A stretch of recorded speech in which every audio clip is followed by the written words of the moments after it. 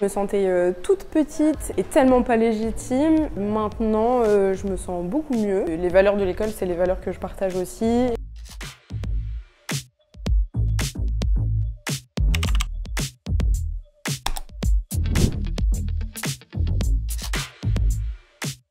Coucou, moi c'est Delia, j'ai 26 ans et je suis dans la promo Chimamanda de mai 2022 à Datech School.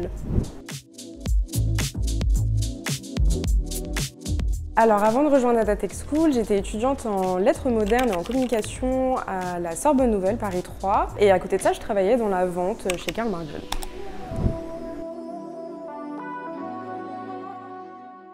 Je pense que mon déclic pour changer de voie, il est intervenu pendant la période du Covid où du coup je me suis beaucoup remise en question sur ce que je voulais faire de ma vie. C'est là que j'ai commencé à me questionner sur ce qui me plaisait dans mes études. Le fait de découvrir une école inclusive qui m'a fait dire je vais peut-être changer totalement d'univers et totalement de secteur.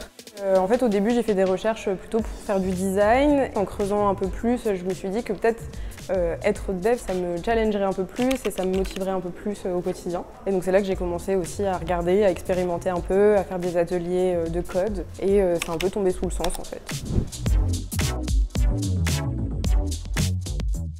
En vrai, ça a été le contact avec le staff. J'ai pu poser plein de questions, tout le monde a été très à l'écoute. Je me suis dit, c'est un peu dans cette ambiance-là que j'ai envie de me retrouver pour mes études et dans un endroit bienveillant quoi, et on est à l'écoute.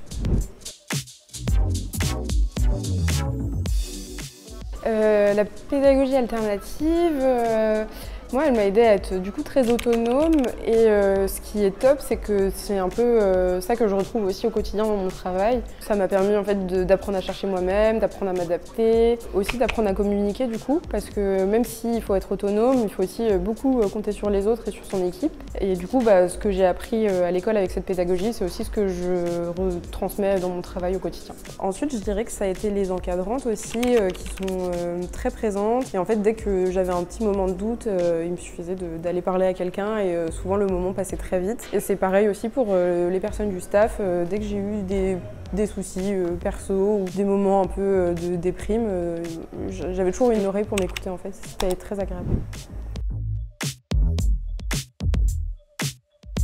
Alors du coup, aujourd'hui je suis développeuse web front chez Timothy, qui est une entreprise qui fait des logiciels pour la planification des chantiers.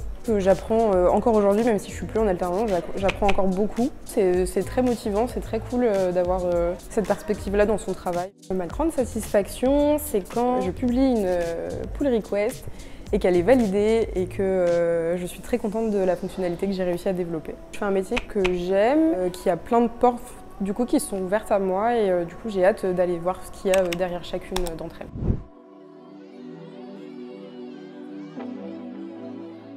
Il faut essayer de calmer sa petite voix dans sa tête qui te dit que tu vas pas y arriver. Il faut faire des exercices et je pense pas se bloquer et pas se dire que vu que je suis face à quelque chose de compliqué ou que je connais pas, je vais jamais y arriver parce qu'en fait il suffit juste de peut-être prendre du recul, revenir un petit peu en arrière et reprendre les bases et après recommencer. C'est un peu comme ça que ça marche au quotidien, même quand t'es pas en formation et du coup voilà.